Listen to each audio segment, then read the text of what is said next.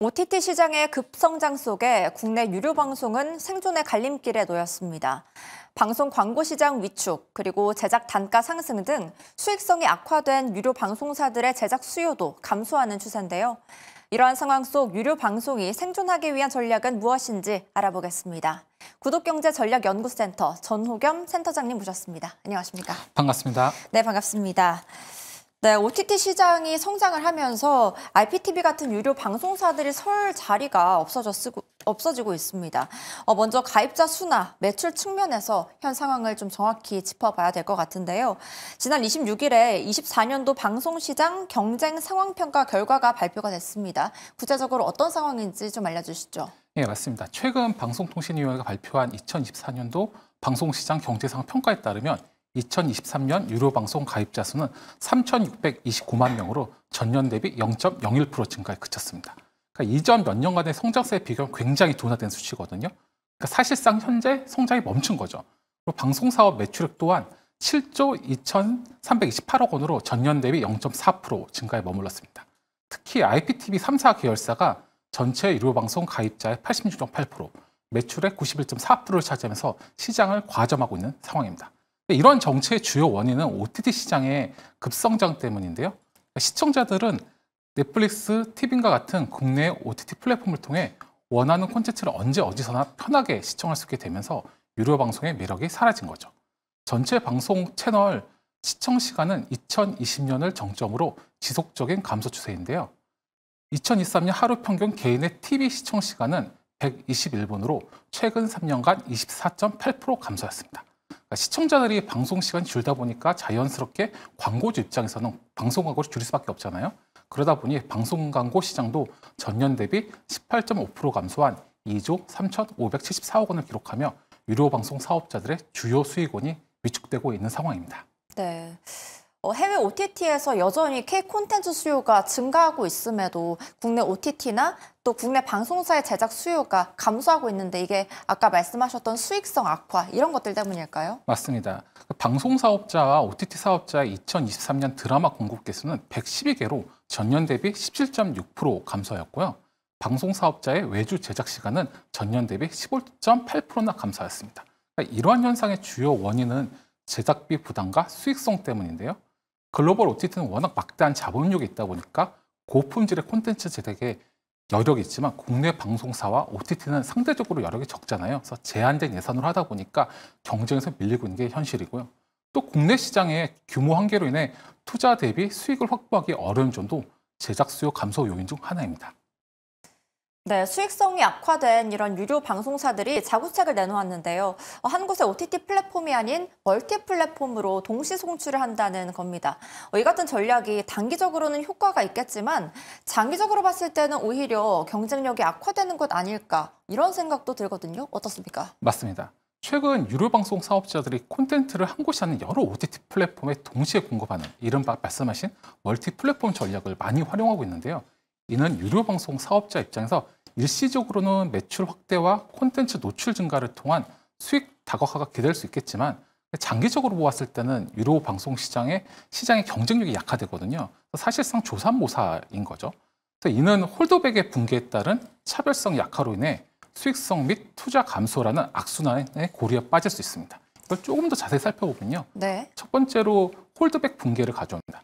홀드백이란 방송사가 콘텐츠 방영 후 일정 기간 동안 타 플랫폼을 제공하지 않고 독점적으로 가지고 있는 거거든요.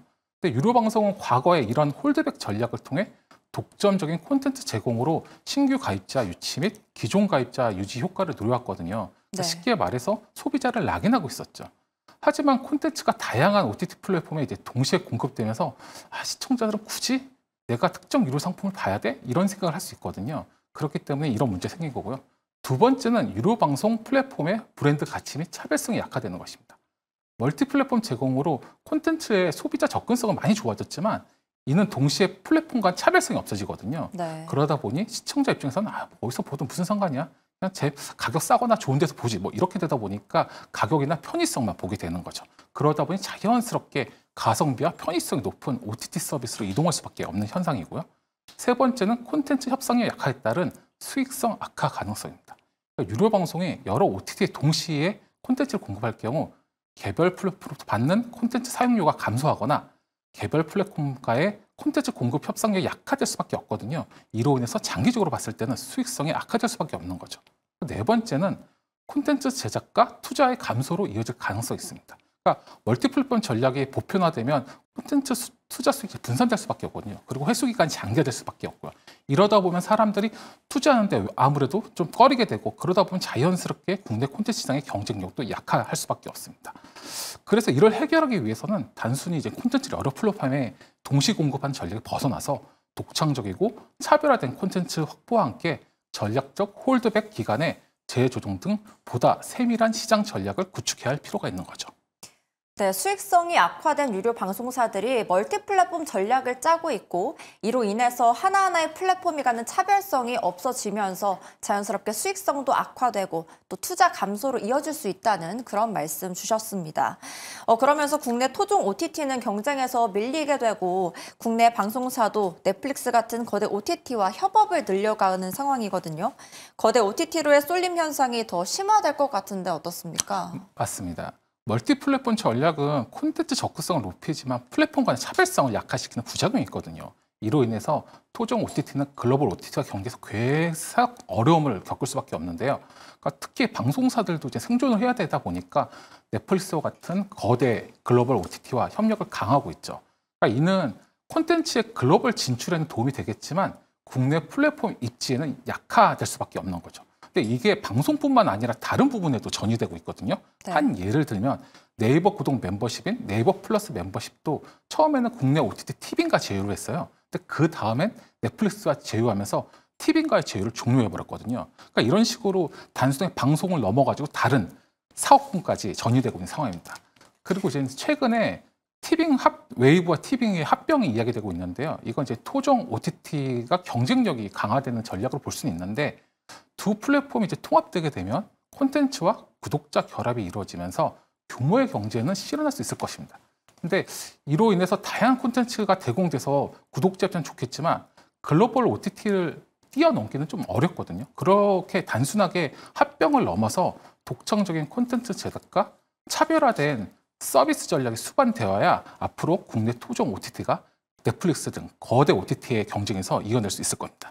네, 앞서 말씀해 주셨듯이 토종 OTT들의 협력, 특히 티빙과 웨이브를 합친다는 점에서 조금 더 구체적으로 시청자들이 이해할 수 있게 좀 설명 좀 부탁드려도 될까요? 티빙과 웨이브의 합병에 대해서요. 네. 예. 티빙과 웨이브가 합치면 사실 웨이브 같은 경우에는 3사, 그러니까 SBS나 KBS 이런 3사 방송에 특화되어 있고요. 티빙 같은 경우에는 보면 한국 콘텐츠나 홍콩 영화 이런 거에 굉장히 되어 있거든요. 그러니까 각자 서로 이 특장점이 다르기 때문에 넷플릭스나 디즈니가 가지고 있지 않은 국내 또는 동남아 이 콘텐츠에 굉장히 강한 면이 있습니다. 그래서 합쳐지면은 시너지 효과는 분명히 있는데요. 네. 단순하게 그것뿐만 아니라 더 색다르고 특히 니치 시장을 좀 찾아가지고 할 필요가 있는 거죠.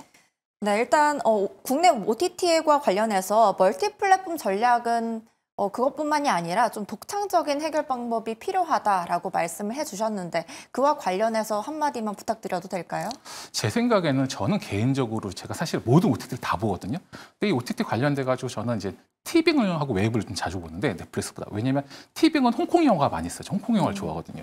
그리고 옛날에 사극 영화를 제가 사극을 좋아하는데 사극도 웨이브에 많이 있어요. 그러다 보니까 저는 사극을 보기 위해서 웨이브를 보고 그리고 또 티빙을 또 통해서 홍콩 영화를 보고 있거든요.